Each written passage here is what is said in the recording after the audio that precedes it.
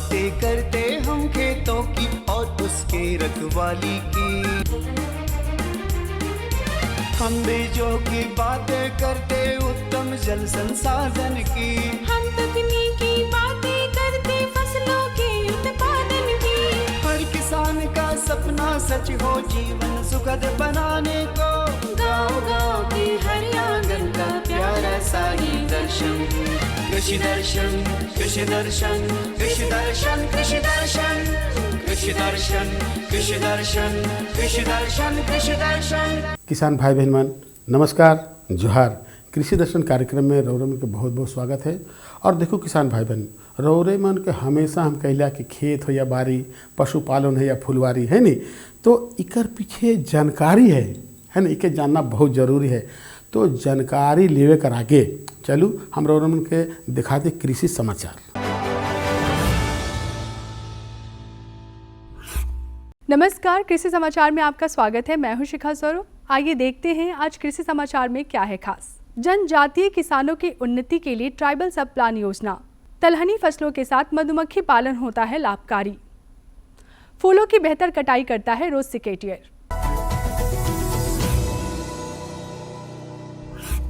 राज्य में कृषि विकास से संबंधित बहुत सारी योजनाओं के साथ राज्य के किसानों की आर्थिक उन्नति के लिए योजनाएं चलाई जाती हैं। इन्हीं योजनाओं में एक प्रमुख योजना है ट्राइबल सब प्लान योजना। ट्राइबल सब प्लान योजना यानी जनजातीय उपयोजना राज्य में विशेषकर आदिवासी बहुल क्षेत्रों में चलाई जाती है।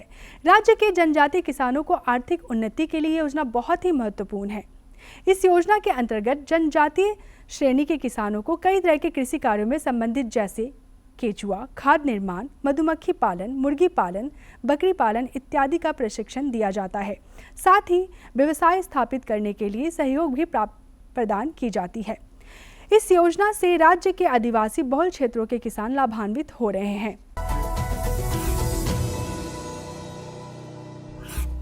मधुमक्खी पालन खेती बाड़ी में बेहतर उत्पादन के लिए बहुत लाभकारी सिद्ध होते हैं। मधुमक्खियों द्वारा पर परागण की प्रक्रिया बहुत बेहतर तरीके से होती है, जिससे फसलों का उत्पादन अच्छी मात्रा में होता है। कृषि विशेषज्ञों के अनुसार तिलहनी फसलों के साथ मधुमक्खी पालन करें तो अच्छा लाभ प्राप्त किया जा सकता है। वर्तमान समय में जो किसान भाई परवल की फसल लगाना चाहते हैं, वो बेहतर उत्पादन के लिए उन्नत प्रभेदों का चयन करें। परवल की स्वर्ण अलौकिक, स्वर्ण रेखा नामक प्रभेद अच्छा उत्पादन देने में सक्षम है। स्वर्ण रेखा, स्वर्ण अलौकिक ये परवल के प्रभेदों में बेहतर माने जाते हैं। वर्तमान समय में इनकी बुआई की जाती है। स्वर्ण रेखा, स्वर्ण अलौकिक ये परवल प्रभेदों में बेहतर माने जाते हैं। वर्तमान समय में इनकी बुआई की जा सकती है। 1 हेक्टेयर भूमि में 8 से 10 किलोग्राम की दर से बीजों की बुआई कर उचित कृषि कार्य को करके 150 से 200 क्विंटल तक परवल की उपज पाई जा सकती है। किसी भी फसल की बेहतर और गुणवत्तापूर्ण पैदावार बहुत सारी बातों पर निर्भर करती है, जिनमें से एक है खेत की तैयारी। कृषि विशेषज्ञों की राय पर गेहूं की कटनी के बाद अगली फसल लगाने के लिए खेत की तैयारी के दौरान जुताई रोटावेटर द्वारा कराना चाहिए। इससे खेत में अनावश्यक खरपतवार भी बाहर आ जाते हैं, जो कि फसल के लिए लाभदायक सिद्ध होते हैं। फूलों की कटाई करनी हो या पौधों की डंठलों की छटाई करनी हो, इन कामों के लिए बेहतर उपकरण है रोज सिकेटियर। आइए जानते हैं इस उपकरण में क्या खूबियां हैं। ये है रोज सिकेटियर। पौधों एवं फूलों की बेहतर कटिंग के लिए इसका इस्तेमाल किया जाता है। इस उपकरण में तेज एवं जंग रोधी एक ब्लेड लगा होता है, जो फूलों या पौधों के डंठलों को आसानी से काटता है। सबसे खास बात इस उपकरण की यह है कि पौधे काटे गए हिस्से उसी में फंसे रहते हैं, जिसे आप उचित स्थान पर फेंक सकते हैं। और अब मंडी भाव में अनाजों के वर्तमान भाव जानने के लिए चलते हैं हमारे सहयोगी के पास। धन्यवाद शिखा। मंडी भाव की जानकारी देने के लिए आज हम पहुंचे हैं पंडरा बाजार समिति। यहाँ से हम आपको देंगे मंडी भाव की जानकारी। दर्शकों, सबसे पहले हम लेंगे चावल लेंगे लखी भोग, जिसका प्रति क्विंटल दर है 4700 रुपये। दर्शकों, फिर हम लेंगे आटा का प्रति क्विंटल दर है 3200 रुपये। फिर हम आते हैं दाल की तरफ। दाल में हम लेंगे मूंग दाल को, जिसका प्रति क्विंटल दर है 10,300 रुपये। फिर हम लेते हैं नमक को, जिसका प्रति क्विंटल दर है 2,360 रुपये। और आखिरी में हम लेंगे तेल, जो हम लेंगे सोया तेल, जिसका प्रति क्विंटल दर है 11,000 रुपये। तो दर्शकों, आज के मंडी भाव में बस इतना ही। आइए आपको वापस लिए चलते हैं स्टूडियो। कृषि समाचार में आज इतना ही। अगले अंक में फिर मुलाकात होगी कुछ ताज़ा तरीन खबरों के साथ। तब तक के लिए दीजिए इजाजत। नमस्कार, जोहार।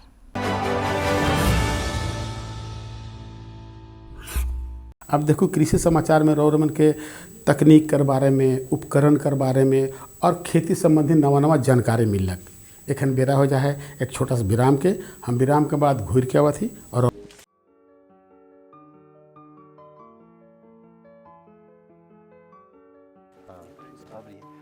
रंजन भैया जोहार। अरे जोहार जोहार।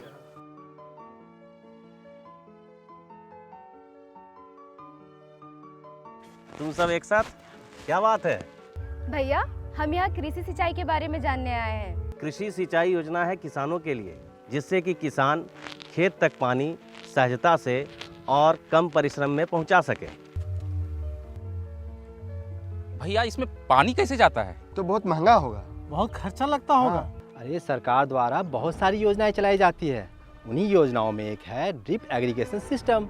ड्रिप इरिगेशन सिस्टम ई का है? इसे सूक्ष्म सिंचाई भी कहते हैं। इसमें अधिक लाभ, पानी की बचत, ऊर्जा के खपत में कमी, श्रम लागत में कमी, फसल में सुधार और उच्च पैदावार मिल सकता है हमें। लेकिन भैया इसको हम जैसे किसान लगाएंगे कैसे? बहुत आसान है। प्रधानमंत्री कृषि सिंचाई योजना इसलिए तो है। अच्छा, इस योजना में किसानों को 80 से 90% तक की सब्सिडी दी जाती है। अच्छा भैया, ये किसको मिलेगा और कैसे मिलेगा? देश के सभी किसान ले सकते हैं, लेकिन कृषि योग्य भूमि होनी चाहिए। अच्छा, इसमें कागज क्या क्या लगता है? आधार कार्ड, पहचान पत्र, जमीन का कागज, जमीन की रसीद, अकाउंट नंबर, फोटो और मोबाइल नंबर चाहिए। इस योजना का लाभ सेल्फ हेल्प ग्रुप, ट्रस्ट, सहकारी समिति, कृषकों के समूह और 7 वर्ष से लीज एग्रीमेंट पर कॉन्ट्रैक्ट फार्मिंग कर रहे किसान ले सकते हैं। योजना की जानकारी, पंजीकरण के लिए इसके वेबसाइट www.pmksy.gov.in पर भी देख सकते हैं। समझे? हम समझ गए भैया। क्या? प्रधानमंत्री कृषि सिंचाई योजना और ड्रिप इरिगेशन सिस्टम मतलब प्रति बूंद अधिक फसल। किसान भाई बहन मन, विराम के बाद रौरमन के बाद फिर से स्वागत है। तो चलो अपन जानकारी के हम आगे बढ़ाती है। नहीं, आज का जो जानकारी है वो जानकारी है कि गाय एवं बकरी की नस्ल सुधार। अब जे किसान भाई बहन मन गाय बकरी पालन करे ना, उमन के नस्ल सुधार कर बारे में जानना बहुत ज़रूरी है। और नस्ल सुधार कर बारे में अगर रौरमन के विशेष खास जानकारी चाहिए तो हम सीधे रौरमन के फीचर कर माध्यम से एक जानकारी के दिवाई देवा थी। हम सब जानते हैं कि पशु हमारे ग्रामीण अर्थव्यवस्था का और कृषि का मुख्य आधार है। जोहार, मैं संदीप और कार्यक्रम कृषि दर्शन में आप सबों का स्वागत है। कृषि दर्शन कार्यक्रम के माध्यम से कृषि से जुड़ी सारी जानकारी हम आप तक पहुँचाने का कार्य करते हैं। इसी कड़ी में हम आप पहुँचे हैं रांची के बिरसा कृषि विश्वविद्यालय के रांची पशु चिकित्सा महाविद्यालय में, और हमारे साथ यहाँ के पशु वैज्ञानिक डॉक्टर संजय कुमार जी हैं। आइए उनसे हम जानते हैं गाय व बकरियों में नस्ल सुधार के बारे में। जैसे कि अगर हम लोग बात करते हैं झारखंड के परिवेश में, तो जो हमारे यहाँ की जो नेटिव है, जो जेबू कैटल्स हैं, उनकी प्रोडक्टिविटी, उत्पादकता काफ़ी कम है। एक गाय से हमें 1 से 2 लीटर दूध मिलती है, जो कि उसके लिए ही पर्याप्त, उसके फैमिली के लिए पर्याप्त नहीं होती है। तो हमारे जो देसी गाय है उसकी नस्ल सुधार के साथ दूध उत्पादन करना नितांत आवश्यक है। जो हमारी राष्ट्रीय उत्पादकता है कि एक आदमी को 375 ग्राम प्रतिदिन मिलना चाहिए, वो झारखंड में काफ़ी कम है। तो दूध उत्पादन बढ़ाने के लिए नस्ल का सुधार होना ज़रूरी है। जो हमारे यहाँ की जो दुधारू पशु हैं वो नॉन डिस्क्रिप्ट है, उसका कोई नाम नहीं है।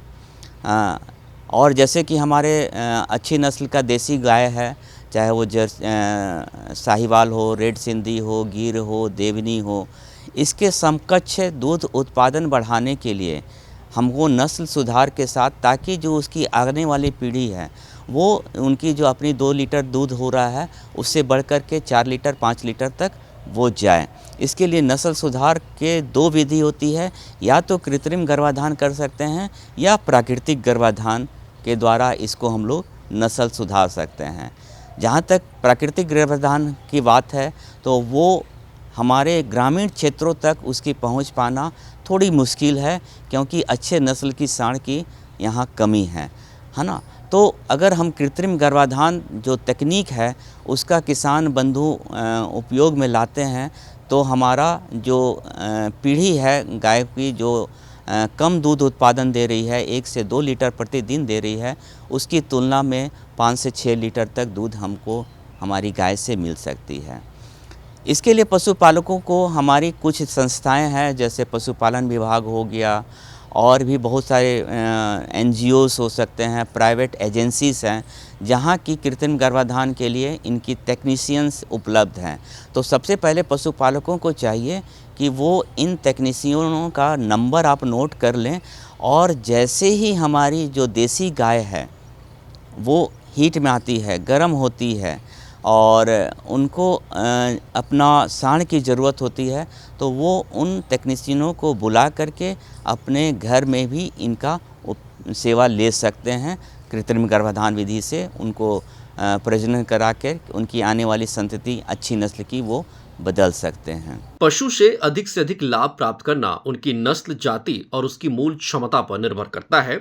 इसीलिए जरूरी है कि हम पशुओं के नस्ल सुधार पर ध्यान दें, खासकर गाय और बकरी की, क्योंकि गाय और बकरी दूध देती हैं और दुधारू पशु हमारी अर्थव्यवस्था को मजबूती प्रदान करते हैं। बकरी में भी नस्ल सुधारने के लिए हमारा जमुनापारी है, बीटल है, सानेन है, और भी हमारी 3-4 वैरायटीज़ की जो ब्रीड्स हैं, उनकी जो हमारा व्रीय है इन संस्थाओं में उपलब्ध है, आजकल आ गया है। तो अगर पशुपालक चाहे जो बकरी है पाल रहे हैं तो अच्छी नस्ल की दुधारू बकरियों का व्रीय वहाँ से वो उपलब्ध करा करके अपने गर्भाधान जो हमारी लोकल ब्रीड है, ब्लैक बंगाल ब्रीड है, उनको वो सेवा लेके हमारी उसका भी नस्ल सुधार कर सकते हैं, ताकि आने वाली पीढ़ी में उनका भी दूध का उत्पादन ज़्यादा हो, और साथ ही साथ उसकी जो वेट है वो भी 20 केजी 25 केजी से बढ़कर 30 केजी के लगभग 35 केजी के लगभग हमारा वो मिल सके। सावधानी क्या बरतने की आवश्यकता है? सावधानी बरतने का है कि समय का इसमें ध्यान देना बहुत ज़रूरी है। पशुपालकों को चाहिए कि जैसे ही गाय हमारी हीट आती है उसके 12 घंटा के बाद आप इसका कृत्रिम गर्भाधान की सेवा ले सकते हैं। अगर पहले भी करा रहे हैं या बाद में करा रहे हैं तो इसमें हमारा जो गर्भ ठहरने की संभावना होती है वो काफ़ी कम हो जाती है। और कृत्रिम गर्भाधान कराने के बाद कुछ सावधानियां बरतनी ज़रूरी है, जैसे कि गाय को या बकरी को बैठने ना दें, और उसके पिछवाड़े पर थोड़ा सा पूँछ के ऊपर मालिश कर दें, ताकि जो हमारा सीमेंट डाले हुए हैं वो अपने अंतिम अवस्था तक, जो अंडाणु के अंडा निकल रहा है वहाँ तक वो पहुँच जाए। और कुछ अगर हार्मोन्स की कमी है तो पशु चिकित्सकों से सलाह लेकर के कुछ हार्मोन्स का ट्रीटमेंट के द्वारा भी उसको आप गर्भ ठहरने की संभावना को बढ़ा सकते हैं। नहीं तो बहुत बार होता है कि लोग प्रजनन करा रहे हैं, कृत्रिम गर्भाधान करा रहे हैं, लेकिन बच्चा ठहर नहीं रहा है। क्यों? क्योंकि उनका जो बच्चे को जो भ्रूण का विकास के लिए जो कुछ हार्मोन्स की ज़रूरत होती है या इसकी ज़रूरत होती है वो नहीं मिल पा रहे हैं। तो पशु चिकित्सक से सलाह लेकर के, या कुछ इन्फेक्शन लगा हुआ रहता है जिसके वजह से भी हमारा भ्रूण का ठहराव नहीं हो पाता है, तो उस स्थिति में जो रिपीट ब्रीडर जिसको बोलते हैं, कि अगर रिपीट ब्रीडर का केस है तो उस कंडीशन में आप कुछ एंटीबायोटिक से हमारे पशु चिकित्सक से सलाह लेकर के या उनके सहयोग से आप गर्भाशय की, जिसको हम लोग देसी भाषा में धुलाई कहते हैं, वो संक्रमण मुक्त कर लें, जिसके चलते हमारे आने वाले जो हम लोग व्रीय डाल रहे हैं उसकी उपयोगिता, उसकी सार्थकता, उसके भ्रूण का विकास में किसी तरह का रुकावट ना आए। सबसे पहले बात गाय की करते हैं, क्योंकि गाय में नस्ल सुधार बहुत ज़रूरी है। गायों की नस्ल सुधार के लिए क्रॉस ब्रीडिंग, कृत्रिम गर्भाधान और भ्रूण हस्तांतरण जैसी तकनीकों का इस्तेमाल किया जाता है। इन तकनीकों का इस्तेमाल करके गायों की नस्ल को बेहतर बनाया जा सकता है। जैसे कि हमारा पशुपालकों को जैसे कृत्रिम गर्भाधान कराते हैं तो हमारा जो भ्रूण होता है बच्चा में वो काफ़ी बड़ा होता है, नॉर्मल से थोड़ा सा ज़्यादा होता है। तो इस समय पशुपालकों को पशुओं को अपने जो गाय का है उनको खान पान पर विशेष ध्यान देना है।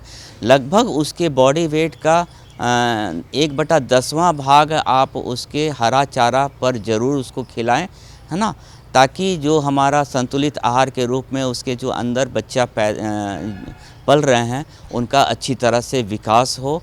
और खनिज लवण वो 50 ग्राम रोज़ाना ज़रूर से ज़रूर पशुपालक अपने गायों को खिलाएं, ताकि भ्रूण का विकास अच्छा से हो, उसमें किसी तरह का रुकावट उसमें मृत्यु दर में ना आए और बच्चा अच्छी तरह से जन्म ले।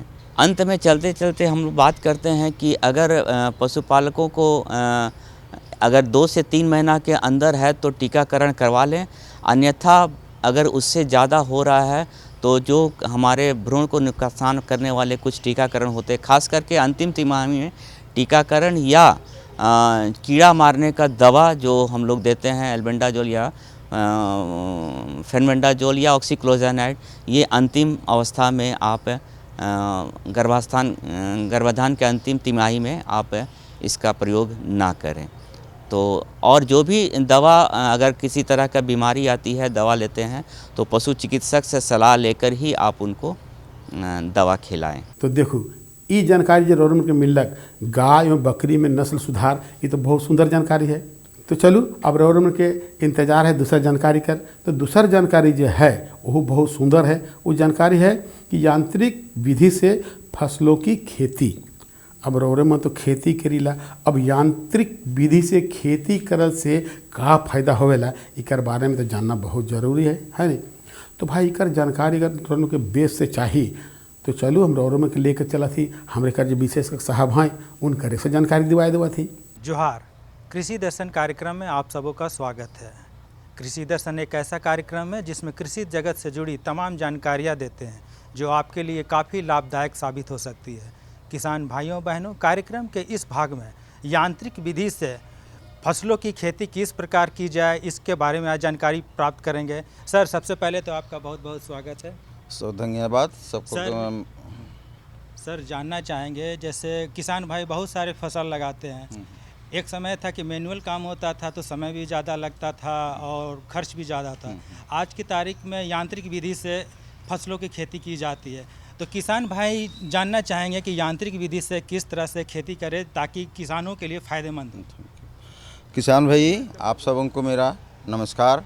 और इस आज के इसमें जैसे पहले पारंपरिक में हम लोग जो भी खेती करते थे, बीज बोते थे, लाइन में बोते, पहले तो सबसे अच्छा तो ब्रॉडकास्टिंग करते, छिड़काव करते थे। जैसे गेहूं के बारे में देख लेते हैं, धान के बारे में देख लेते हैं, मूंगफली के बारे में देखते हैं, या चना के बारे में या सरसों के बारे में हम लोग ब्रॉडकास्टिंग करते थे। ब्रॉडकास्टिंग करते थे तो छिटाव विधि से जब काम करते थे तो हम लोग को उसमें समय की नुकसान होती है, बहुत ही समय लगता था, और क्योंकि उसको हम लाइन में लगा नहीं पाते थे। इसीलिए आप थोड़ा सा उसके बाद जब चेंज हुआ तो उसके बाद थोड़ा सा जब सीखे हम लोग तो उसमें क्या करते थे कि जब गेहूं की खेती करते तो हम लोग प्लॉट क्यारी सिस्टम से करते थे, ताकि उसमें क्यारी सिस्टम से करने के बाद क्या होता था कि उसमें पानी की बचत थोड़ा सा अधिक लगता था और कम हुआ। जो फ्लड इरीगेशन जहाँ करते थे वहाँ पर हमको खेत में करते तो फ्लड इरीगेशन हो जाता था, लेकिन क्यारी सिस्टम करते थे तो पानी का, लेकिन उसमें भी हमको ये होता था कि आधा, जैसे पटावन हम लोग करते हैं तो फुल पैकेज में पटावन कर देते थे, उसको हमने 3 भाग पटने के बाद उसका अगर नाला को चेक कर देते पानी की मेरी बचत हो जाती, तो उससे गेहूं मेरा 100% की हो जाती थी।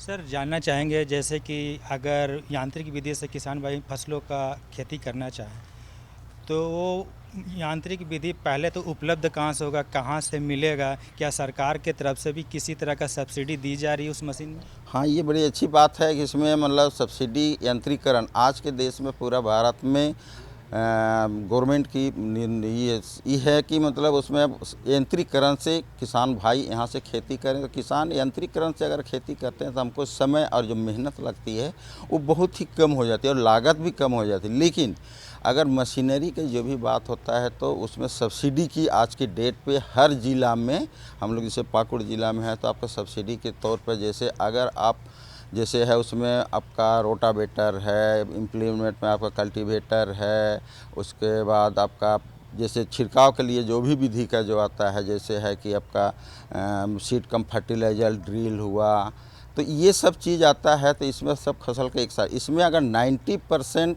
गवर्नमेंट आपको सब्सिडी के तौर पे आपको दे रही। केवल आपको अगर मान लीजिए कि 100 रुपया का सामान आपको 10 रुपया आपको देना पड़ेगा, अगर गवर्नमेंट आपको 90 रुपया दे रहे थे आपको यहाँ पर ये फ़ायदेमंद हो रही है।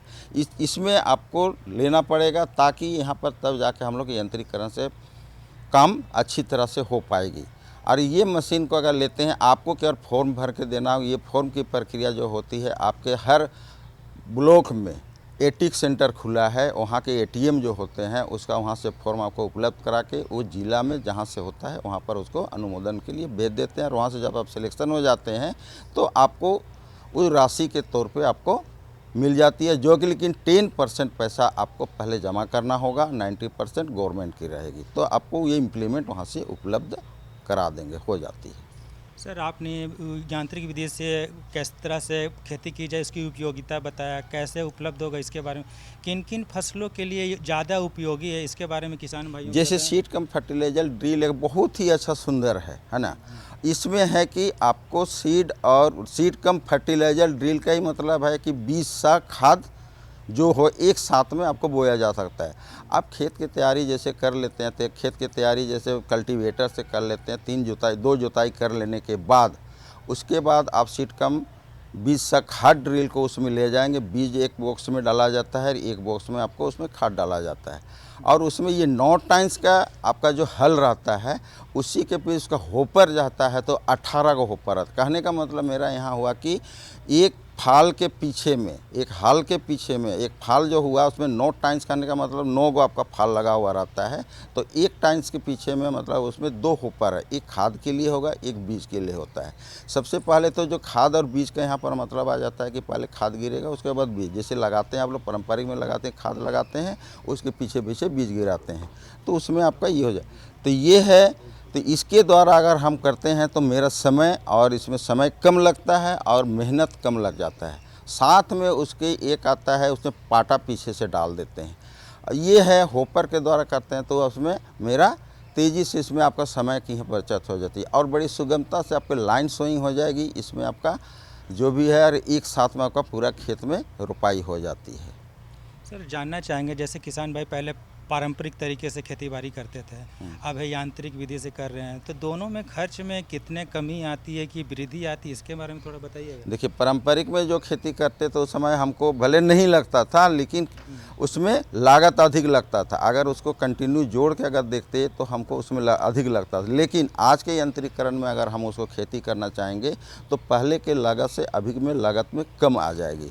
तो इसीलिए हम सजेशन करते हैं कि हम सुझाव देते हैं कि आप यंत्रीकरण में थोड़ा सा, जैसे ये सीड कम फर्टिलाइजर ड्रिल जो बोले, बीज सा खाद ड्रिल बोले, और जो बैल चली जो भी करते हैं उसमें भी छोटा पैमाने पर उसका भी मशीन है, उसको भी बीज सा खाद ड्रिल बोलते हैं, उसके द्वारा भी हम कर सकते हैं। इसमें है आपको लगाने के लिए, इसमें आपको धान भी लगा सकते हैं, गेहूँ भी लगा सकते हैं, मूँगफली भी लगा सकते हैं, चना भी लगा सकते हैं, मटर भी लगा सकते हैं, यानी multi crop seed cum fertiliser drill आज के डेट में मेरे यहाँ पर उपलब्ध है। इसीलिए किसान भाइयों को मेरा कहना है कि आप केवल सीड खाद बीज को नहीं लेकिन multi crop seed cum fertiliser drill को खरीदिए ताकि आपको मुनाफा अच्छी हो और समय पे आप सब कुछ बो सकते हैं।